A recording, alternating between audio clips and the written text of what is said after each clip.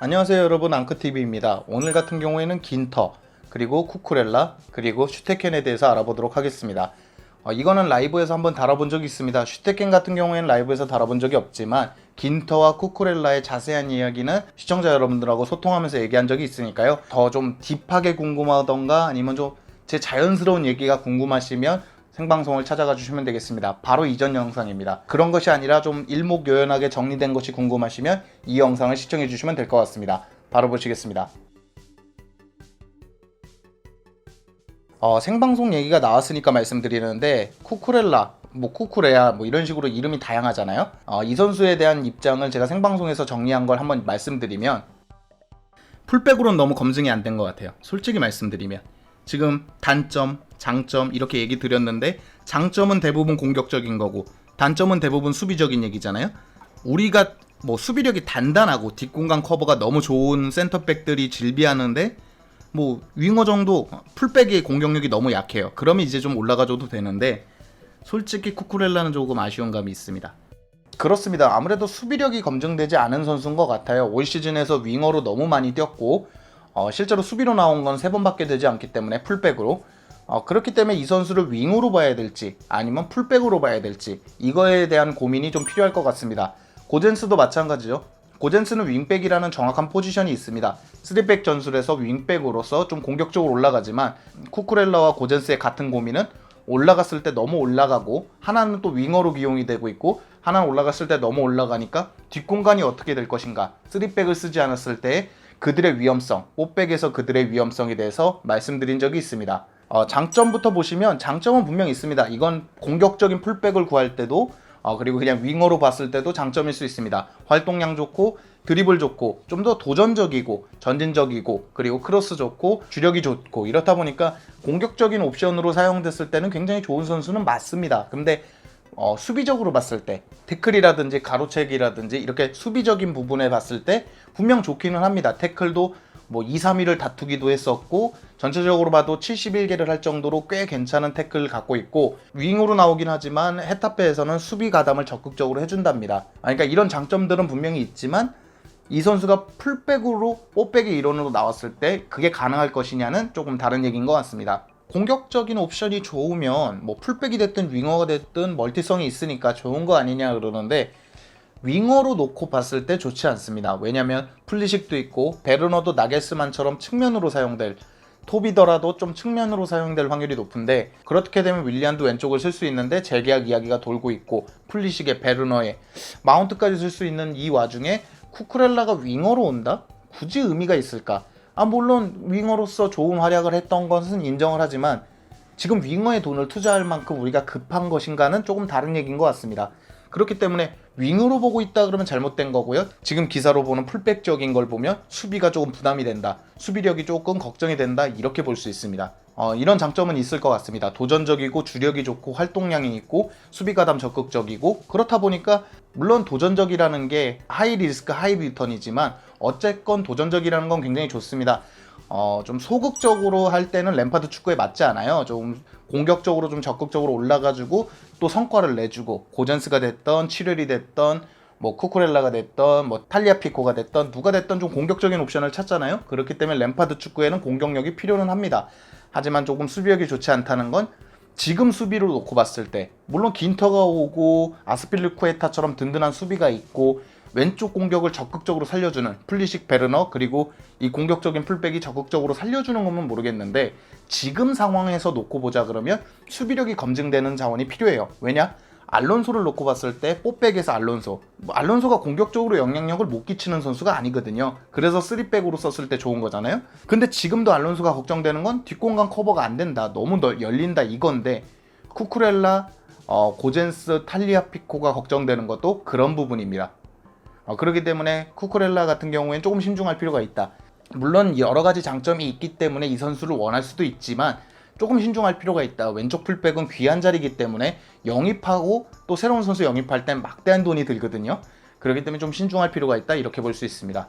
물론 이건 개인적인 생각이지만 첼시가 원하는 대로만 흘러가 준다면, 지금 이적설들만 원하는 대로만 돌아가 준다 그러면 공격적인 왼쪽 풀백 괜찮습니다. 공격적이기만 하는 왼쪽 풀백도 돼요. 왜냐면 아스필리쿠에타와 윌리안이 공수 밸런스가 좀 많습니다. 윌리안이 재계약을 한다면 공격적으로 좀 잘 묶어주고 공격적으로 오버래핑 할 때도 좀 아스필리쿠에타가 적극적이고 크로스도 잘 올리는 편이거든요. 가끔 어이없게는 하지만 맨유전 지루골만 봐도 윌리안, 아스필리쿠에타 이렇게 주고 크로스 올려가지고 지루가 넣는 것처럼 그런 다양한 옵션을 생각해 볼 수 있고, 왼쪽은 아예 공격력이 극대화되는 거죠. 플리식도 있고 베르너도 있고 공격적인 풀백 하베르츠, 지에흐까지 공격을 적극적으로 올려주면 아무리 수비를 내려앉는 지공 상황이라 그래도 무조건 뚫어낼 수밖에 없을 겁니다. 공격력이 극대화되니까. 하지만 지금 현실적으로 놓고 봤을 때 알론소 같은 일을 되풀이할 수도 있다는 것도 고민을 해봐야 됩니다. 아무리 공수를 왔다 갔다 많이 하는 활동량이 있는 선수라도 뒷공간 커버가 안 되는 센터백들, 그리고 불안한 골키퍼가 그대로 있는 상황에서 공간이 열린다? 그럼 그쪽을 팔 확률이 높아요. 지금처럼. 그렇기 때문에 고민해 볼 필요는 있습니다. 물론 나쁘란 보장은 없습니다. 쿠쿠렐라가 태클 성공률도 꽤 높고 적극적으로 내려와서 수비도 가담해주고, 그게 풀백일 때 잘 안 되라는 보장도 없거든요. 실제 풀백을 본 적도 있는 선수니까. 물론 좋을 수도 있는데 저는 좀 더 전문적인 선수였으면 좋겠다 이거죠. 아스필리쿠에타처럼 조금 전문적인 풀백이 왔으면 좋겠다. 물론 공격력이 탑재되어 있어야 되겠지만 수비력이 어느 정도 갖춰졌는데 공격력이 좋은 풀백이었으면 좋겠습니다. 돈을 좀 많이 들이더라도 좀 확실한 선수가 왔으면 좋겠습니다. 괜히 확실치 않은 에메르송이라든가 뭐 알론소라든가 이런 선수들, 선수한테도 재앙이 되고 우리한테도 안 좋은, 서로 윈윈이 돼야지 선수도 잘 나가고 우리 팀도 잘 돼야 되는데, 선수는 선수대로 커리어가 꼬이고 우리는 우리대로 돈만 쓰는 그런 상황은 이제 안 놓였으면 좋겠습니다. 다음은 긴터인데요. 긴터 같은 경우에는 또 칭찬이 많을까봐 쿠쿠렐라는 그렇게 욕하더니 칭찬만 한다 이러는데, 풀백을 본 적은 있지만 센터백으로서 계속 활약을 해주는 선수니까요. 굉장히 우리가 원할 만한 것을 많이 갖추고 있는 선수입니다. 일단 이 얘기부터 드릴게요. 키커에서 선정한 분데스 베스트 11에 들어갔고요. 굳이 들어가지 않더라도 최종 후보까지 올라갈 정도로 분데스에서 베스트 활약을 해준 것은 맞습니다. 롱패스가 워낙에 좋은 선수고 빌드업이 되고, 롱패스가 아니더라도 수비할 때 좀 침착하고 커맨더형 스타일이다 보니까 키도 크고요. 키도 큰 선수니까 여러모로 우리가 원하는 자원들을 다 갖고 있는 선수입니다. 제가 선수를 볼 때 주로 풀경기를 보는데 바이에른 뮌헨전을 봤습니다. 근데 롱패스를 좀 많이 뿌려주더라고요. 물론 진경기고 뮌헨을 상대로 하다 보니까 좀 밀리는 느낌이 있었어요. 2대1로 지기도 했지만 주로 이제 롱패스를 긴터가 넣어주는데 12개의 롱패스를 성공하고 117개의 패스를 성공해냅니다. 그러니까 굉장히 잘하는 거죠. 선수 자체가. 패스 성공률은 85%가 넘을 정도니까요. 선수가 빌드업 능력은 어느 정도 장착하고 있다 보셔도 될 것 같습니다. 우리가 가장 불안한 건 빌드업이 안 되는 거. 후방 빌드업을 해줄 만한 선수가 없고, 조금 주마, 루디거 다 좋은데 커맨더, 수비를 조율해줄 선수가 없다 이거잖아요. 그래서 동선도 자꾸 겹치고, 그러니까 여러모로 우리의 단점을 막아줄 수 있는 그런 선수입니다. 활약도 좋고요. 계약 기간은 2021년 1년 남았다고 알려져 있는데, 이 출전 시간을 충족하면 1년 연장 옵션이 있답니다. 그러니까 1년 연장 옵션을 발동하면 2022년까지 2년이 남은 건데, 그렇게 되면 가격은 한 3,500만 유로에서 4,500만 유로 그 정도가 되지 않을까 그렇게 보고 있습니다. 단점으로 가장 많이 거론되는 건 느리다는 건데, 제가 봤을 때 속 터진다 이 정도까지는 아니지만 느리긴 느립니다. 선수가 키도 있고 피지컬도 있다 보니까 조금 둔하다 그래야 되나요? 선수가 조금 둔한 감은 있는데, 수비 커버 능력이 좋은 이 주마, 그리고 커맨더인 이 긴터가 좀 조합을 맞춘다, 그리고 루디거가 맞춘다 이러면 그런 단점은 크게 문제가 될 것 같지 않습니다. 꼭 빠르다고 센터백 잘하는 건 아니거든요. 뭐 풀백이 속도가 중요하면 중요했지, 센터백의 속도는 너무 느리지만 않으면, 진짜 뭐 심각성을 일으킬 만큼 너무 느리지만 않으면 충분히 가능하다고 생각합니다. 그 선수 자체가 후방 빌드업을 해줄 수 있다는 거에서 주마가 후방 빌드업 대신 좀 수비적인 거, 제공권이라던가 좀 태클이라던가 선수 대인 마크라던가 이런 걸 할 수 있다는 걸 보면 주마의 능력을 극대화시킬 수 있는 자원이기도 합니다. 다만 우리가 걱정하는 건 같은 소속팀이기도 했고 거기서 베스트 활약을 했던 크리스텐센처럼 되는 건 아닌가, 이런 걱정을 하시는데요. 글쎄요, 크리스텐센보다는 물론 텐센을 비하하고 싶지는 않지만 여러 가지 재능이나 이런 걸 봤을 땐 텐센보다는 재능이 좀 더 있는 선수입니다. 빌드업도 좋고 확실한 이 특징들이 있어요. 침착하게 수비를 한다라는 거, 빌드업이 된다라는 거, 이런 장점들이 있기 때문에 긴터는 한번 기대해 볼 만합니다. 이 이적설은 맨누도 다룬 적이 있고 문도 데포르티보에서도 다룬 적이 있는데, 글쎄요, 저는 신빙성에 대해서는 조금 과연 우리가 케파를 준다고 해서 바르셀로나가 내줄 것인가, 그런 의문점은 있습니다. 일단 장점부터 알아보시죠. 빌드업이 좋다라는 거. 빌드업이 좋은 건 이제 맨시티의 에데르송 같은 경우에는 웬만한 풀백 그리고 웬만한 센터백보다도, 아니 미드필더로 놓고 봐도 에데르송이 더 잘하는 느낌이 있거든요. 옛날처럼 뭐 수비수가 빌드업이 안 되려도 수비만 잘해도 되고, 수비형 미드필더는 커트만 잘해도 되고, 이제 이런 세상은 아니잖아요. 수비형 미드필더든 수비수든 빌드업 능력을 어느 정도 지니고 있어야 현대 축구에 맞는데, 저는 아직까지 골키퍼까지는 빌드업 능력은 옵션이라고 보고 있습니다. 빌드업 능력을 갖추고 있으면 좋겠지만 빌드업 능력이 없어도 선방 능력이 있으면 어느 정도 인정받을 수 있다. 저는 그렇게 생각하는데, 약간 그런 느낌이죠. 최전방 공격수가 빌드업도 좋고 공격 시 빌드업도 좋고 패스도 잘하는데 골을 너무 못 넣는다. 이러면 인정받기 어렵거든요. 최전방 공격수와 최후방 골키퍼, 이 둘은 여전히 뭔가 성과를 내려면 선방이 좋아야 되고 득점을 해야 된다, 이렇게 보고 있습니다. 그렇기 때문에 빌드업 능력이 있는 건 칭찬해 줄 만하지만 골키퍼까지 빌드업이 선방보다 앞설 수 있다? 그건 아니라고 보거든요. 하지만 빌드업이 능력이 있는 건 분명 현대 축구에선 큰 도움이 되는 건 사실입니다. 그런 빌드업 능력이 지니고 있다. 바르셀로나 골키퍼로서는 진짜 충분한 능력인 거죠. 굉장히 좋은 빌드업 능력을 갖고 있습니다. 일단 선방력이 좋아야 되는데 선방력도 좋습니다. 간혹 이렇게 바르셀로나 경기를 보면 야 저거 먹히겠는데 하는데 막을 때가 있거든요. 키가 그렇게 큰 선수가 아니에요. 케파보다 1cm 큰데 그러니까 케파는 약간 바라보면서 먹히는 게 있다 그러면 어쨌건 이 슈테케는 계속 뛴다는 거, 이 막으려고 좀 뛴다는 거, 그리고 좀 잘 막습니다. 선수 자체가 좀 잘 막아서 14개의 클린시트와 36실점을 하거든요.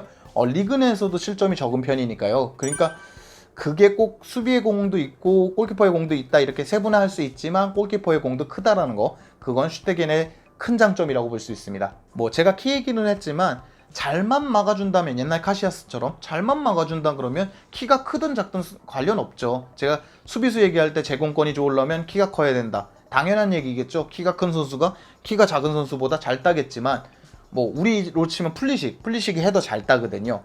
꼭 키가 크다고 잘 따는 것도 아니고 키가 작다고 무조건 못 따는 건 아닙니다. 즉 골키퍼도 키가 크든 작든 잘만 막으면 되는데 슈테케는 후자에 들어간다 이거죠.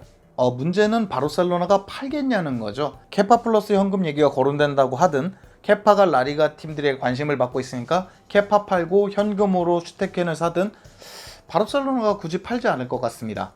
물론 그럴 수 있죠. 피아니치와 아르투르 그 딜처럼 우리한테도 그런 식으로 되지 않을까 이렇게 기대할 수 있는데, 키퍼는 정말 한 자리이기 때문에 바르셀로나 입장에서도 좀 신중할 것 같습니다. 무슨 바르셀로나가, 제가 자세히는 알지 못하지만 재정적으로 정말 몰락 위기까지 놓이지 않는 이상 그럴 일은 없을 것 같습니다. 실제로 재계약 얘기가 많이 거론되고 있어요. 물론 뭐 케파 플러스 현금 500억 이상, 뭐 정말 혹할 수밖에 없는 딜이라 그러면 모르겠습니다. 뭐 바르셀로나 입장에서는 그래 그거 팔고 케파가 라리가에선 좀 좋았으니까 뭐 케파로 가더라도 그 정도 금액이면 받겠다. 500억, 600억, 700억 이런 식이라면. 하지만 그럴 일도 없고요. 우리도 케파에만 1000억을 넘게 투자했기 때문에 그럴 일도 없고, 만약에 그렇게 된다 그러면 오블락 쪽으로 가겠죠. 오블락이 1600억이 넘으니까 차라리 그런 딜로 넘어가지 않을까, 그런 생각을 합니다. 슈테겐은 분명히 좋은 선수지만 케파와 스왑 딜은 정말 어려울 것이다. 바르셀로나 팬들이 가만히 있지 않을 것이다. 저는 그렇게 생각합니다. 분명 좋은 선수입니다. 빌드업이 되고 선방 능력이 되고 램파드 감독이 좋아할 수밖에 없는 그런 유형이고, 실제 여러 언론에서 케파를 팔고자 하는 그런 움직임이 있다. 실제로 첼시가 케파를 팔라는 움직임이 있다, 이렇게 보고 있지만 여러모로 좀 어려운 딜들만 있습니다. 오나나 딜 정도만 좀 괜찮고, 슈테겐, 뭐 오블락 좀 어려운 딜들이죠. 핸더슨 어려운 딜들이라서 골키퍼 영입 가능성은 아직까지는 좀 낮다고 보고 있습니다. 전체적으로 이적설, 궁금해하시는 이적설, 요 근래 많이 질문받았던 게 긴터, 그리고 쿠쿠렐라, 슈테겐인데 전체적으로 좀 도움이 되셨는지 모르겠습니다. 설명은 이렇게 하고 위에는 이제 그 설명에 대한 자세한 부가 설명이 들어갔을 텐데 도움이 되셨을지 모르겠습니다. 제가 그 생방송 때 좀 몸이 좀 안 좋아가지고 생방송을 좀 짧게 해서 좀 아쉬웠는데, 조만간 다시 생방송을 열 거고요. 여러분들의 성원이나 여러분들이 아껴주시는 마음, 그리고 많은 구독자 여러분들, 그 채널이 성장하는 걸 보면서 저도 많은 기쁨을 누리고 있으니까요. 여러분들에게 조금 더 도움되고 여러분들에게 좀 더 발빠르고 재미난 소식들을 전달하도록 노력하겠습니다. 오늘 영상은 여기까지고요. 도움이 되셨거나 유익하셨다면 당신의 구독을 기다리겠습니다. 감사합니다.